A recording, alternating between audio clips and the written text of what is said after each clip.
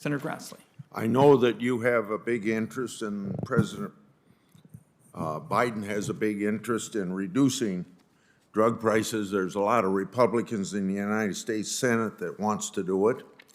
And I would conclude that if President Biden and his staff feels it can be done by reconciliation, then I think that I would quit talking and not answer any questions. But if they would come to the conclusion that possibly some of the things that are being talked about on the Democratic side can't get 60 votes in the United States Senate, I think it would lead you to the work that Senator Wyden and I have done over the last 2 years on reducing prescription drugs, and probably could easily get 65 to 70 votes in the United States Senate, and maybe even more than that.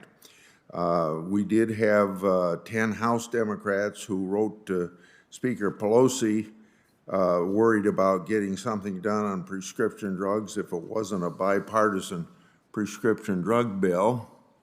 So it kind of brings me to this dialogue with you. Can I infer from the fact that the president's budget does not assume passage of H.R. 3 that the administration accepts that there's no path forward on H.R. 3?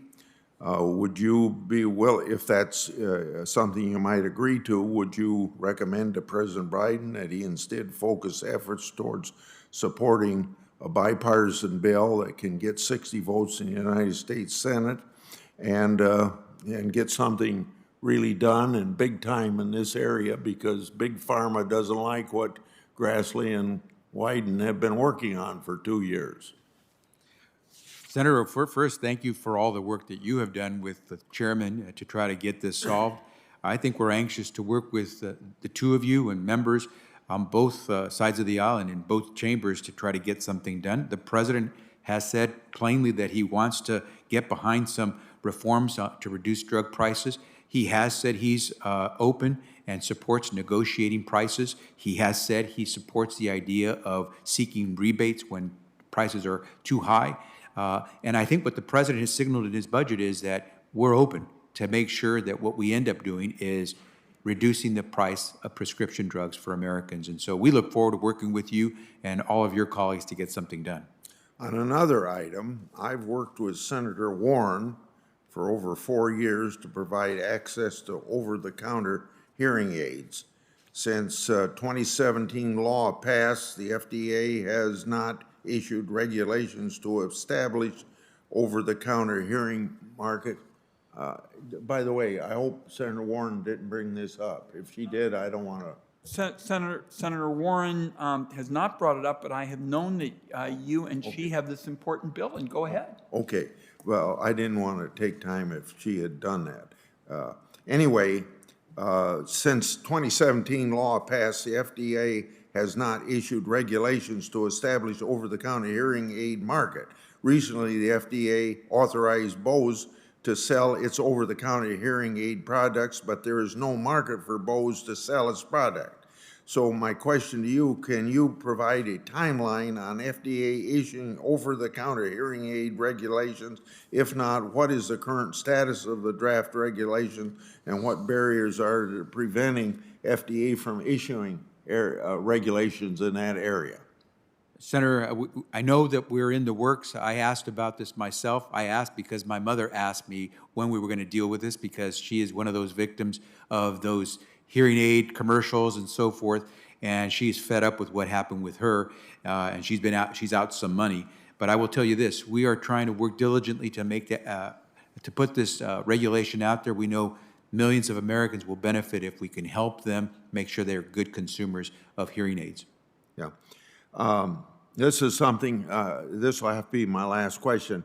I've written 2 letters, March 8th and May 26th, to the department asking what, if any, oversight was done on the virus grants that Dr. Fauci's unit sent to Echo Health Alliance.